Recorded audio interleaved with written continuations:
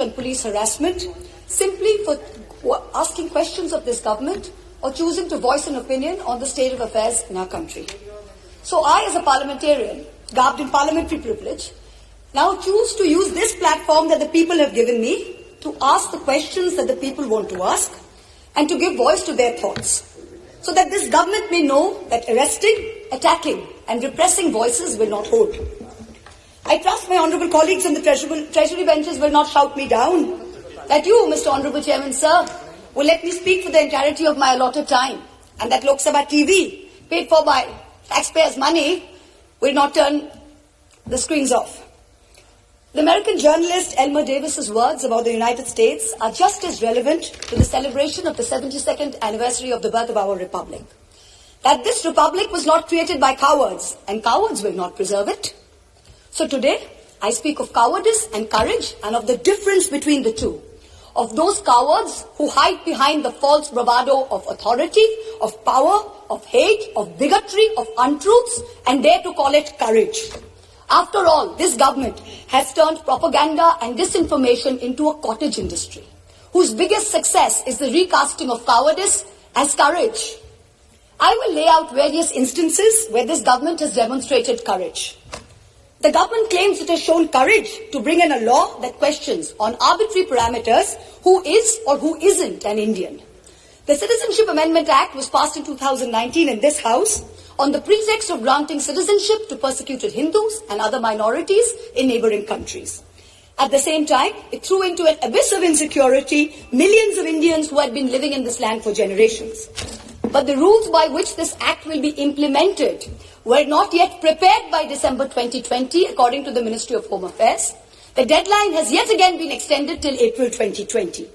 If indeed this government cares so much for those persecuted in neighbouring countries, why does it miss deadline after deadline to notify these rules? And meanwhile, very many of us have mustered the courage to tell the government, "Kagaz nahi dikhayenge." Trying to exert central influence over Shantiniketan, Tagore's haven, is not enough to change your colours. Only a small portion of Jana Gana Mana was adopted as our national anthem. I urge the government to read the rest of it. Maybe it will help you understand Tagore, as you call him, and Bengal a little better. My colleague, the respected floor leader of the Congress party, happened to also quote these very words. But I think repeating them over and over again would do our nation some good. অহরহ তব আহ্বান প্রচারিত শুনিতব উদার বাণী হিন্দু বৌদ্ধ শিখ জৈন পারসিক মুসলমান ও খ্রিস্টানি পূরব পশ্চিম আসে তব সিংহাসন পাশে গাহে প্রেমহার হয় গাথা জনগণ ঐক্য বিধায়ক জয় হে. Hail unity, hail religious diversity. The courage to make India, the world's greatest democracy, into a virtual police state whereby a single dubious complaint, both an eminent member of this House as well as one of India's most veteran journalists, is charged with sedition. The courage to try and take over every state government by hook or by crook, whether you have won the popular mandate or not. You claim you are wedded to constructive cooperation and cooperative federalism. Instead of partnering with state governments, you try and muscle them out at every opportunity. Does the ruling party wish that its legacy be that it governed the largest democracy in the world, or that it imposed a one-party rule in India? Ask yourselves. The courage to announce a national lockdown at only 4 hours' notice, causing untold misery, countless deaths, the sight of thousands walking for hundreds of miles with no food or money. This government spent less than 2% on social transfers, in contrast to OECD countries who spent 20%, and 6% which was spent by middle-income countries. The courage, no, the brazen audacity to announce an economic rebound. India was the single worst performer among developing countries in the year 2020.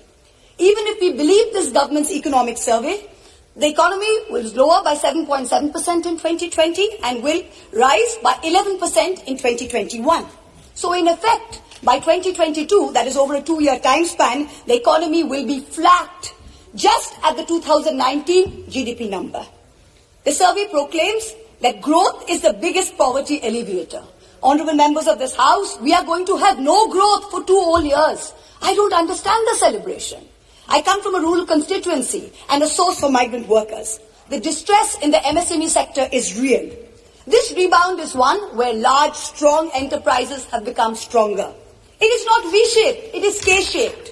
1% of rich and successful citizens have become richer, and the pains of the MSMEs have only increased.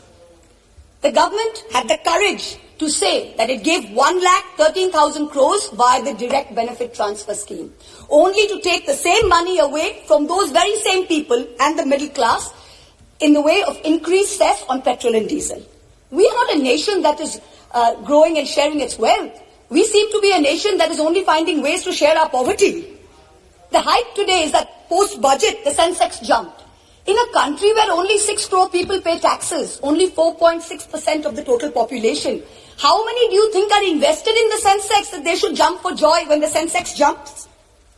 The courage to use the official channels of the Ministry of External Affairs to respond to social media posts by an 18-year-old climate activist and an American pop star, where not even one single ministry has been deputed by this government to try and look out for the food, water and basic sanitation needs of the farmers and their families who have been camping at the border for almost 90 days.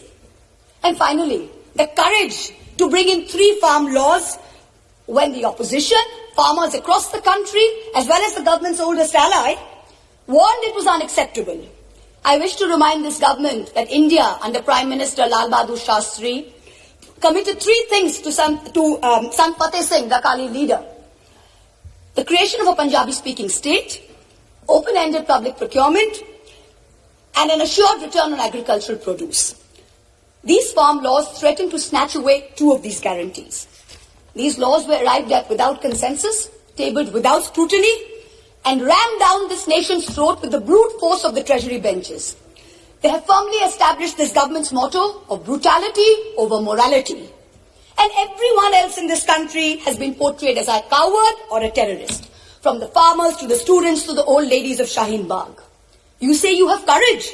You claim you have done so many things that no other government before you has done. Yes, that is true. In true fascist fashion, you have made every act of pettiness, of vengeance, of hate, of bigotry a part of your narrative of courage. The reason no one has done it before you is not because no one had the courage, but simply because it was not the right thing to do. Has that thought ever struck you? And India's tragedy today is not just that her government has failed her, but that her other democratic pillars, the media and the judiciary, have failed her too. Lord Hayne, the Labour peer, said in the House of Lords, what is the point of being a member of Parliament, either in the Commons or in the Lords, if you don't discharge your responsibilities? And, where appropriate, use the privileges that you have in order to promote justice and liberty. So today, like a true child of Bengal, I will stand here and be courageous. Trust me, Mr. Balu, we have not lost the fighting spirit. Even though the government spin factories will later portray it as cowardice or even plagiarism, I will lay out a few home truths by using my parliamentary privilege that guards me from charges of sedition and contempt for anything I say in this House.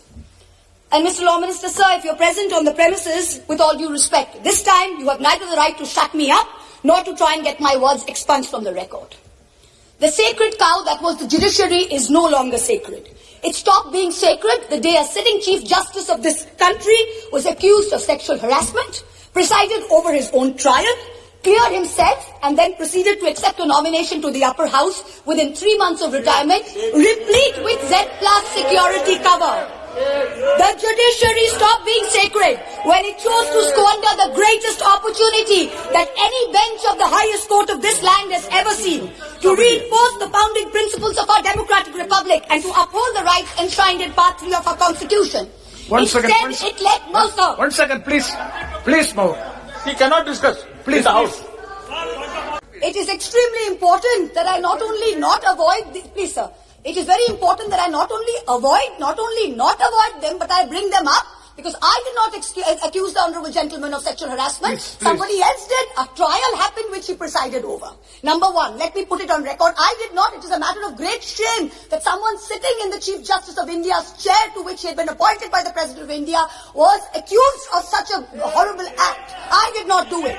Instead, let migrants walk She to is their repeating the deaths. subject. Please, It let please, our please. greatest It should not be activists done. and modern It should freedom not be done. fighters rot in jail. She is repeating the And it subject. now sits back as She a is not neutral obeying the observer. order. Chairman, When sir. Shiri stopped being sacred, when it chose to squander the greatest opportunity that any bench of the highest court of this land has ever seen, to reinforce the founding principles of our democratic republic and to uphold the rights enshrined in Part 3 of our Constitution.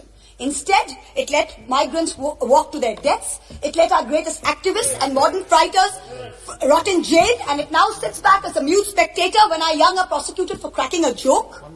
The judiciary seems to have forgotten the constitutional principle of separation of powers, that Parliament and Parliament alone can legislate. If something is bad in law, then the courts can strike it down or stay it on grounds of unconstitutionality. But unless it is so, the courts must do nothing. The government alone must face the consequences. If the government has brought in the farm laws which are not acceptable to people, then either the government will repeal the laws or the courts or the people will vote the government out.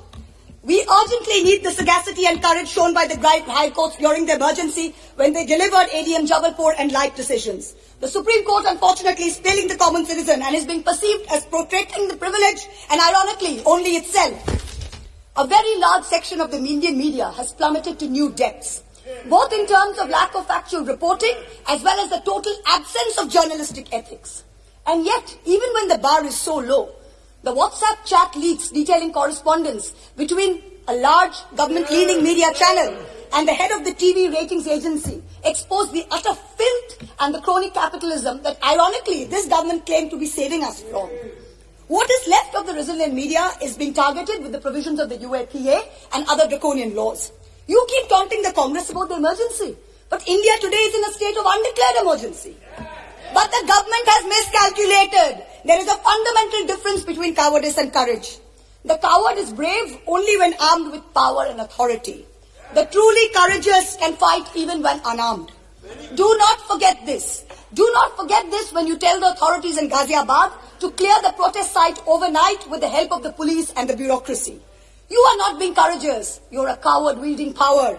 The truly brave came in droves from villages wielding nothing but the belief that their cause is just. Only They one were speaker? propelled. One speaker. They were propelled by the spontaneous tears of their leader, not by the force of their water cannons. Do not forget this when you block the roads and cut the internet off in 17 of Haryana's districts. You are not being brave. You are a coward wielding power. The state of Haryana gives 10% of India's air force and contributes to 11% of the total strength of the Indian Navy. Its people can neither be termed anti-national, nor terrorists, nor gaddars. Do not forget this. When a peaceful 60-day movement is insidiously hijacked and then you slap FIRs on Punjab's farmers. You are not being courageous. You are a coward wielding power. Bhagal Singh and Jassa Singh Ahluwalia, leading their missiles, captured Delhi way back in 1783 from the Mughals. Their descendants do not lead a lesson in courage from those who captured Delhi only in 2014. Tagore, in his poem, Bondi Bir, the Captive Warrior, an ode to Sardar Banda Singh Bahadur, wrote, Eshe sheshe ekdin, jibon mrittu pai bhritto, chitto bhabonahin, eshe sheshe ekdin. That momentous day has arrived. In the 125th year of Subhash Chandra Bose's birth, the central government has made every attempt to hijack Netaji's legacy and weave it into their own fake, narrow narrative of courage. But this nation needs to know that Netaji had two clarion calls, both embodiments of his courage and his spirit. One was the salutation, Jai Hind. Today this government has replaced this national greeting with a narrow religious chant that it uses as a war cry to heckle, to bully, and to always remind the minority about who's in charge. Netaji's second call was Delhi Chalo. Chalo Delhi. This government falls over itself to pay lip service to Netaji. But in truth, you block the borders in Singhu, in Ghazipur, in Tikri with walls and spikes for all those who actually want to come to Delhi to tell you that much like Subhash Chandra Bose, they too will not accept any halfway house. Netaji told us never to lose faith in the destiny of India, and it is not India's destiny to be ruled by cowards. The time has come for us all to show courage. Please conclude. गिरते हैं शहसवार मैदान जंग में, वो तिफिल क्या गिरे जो घुटनों के बल चले? Repeal or nothing. Thank you. Very good.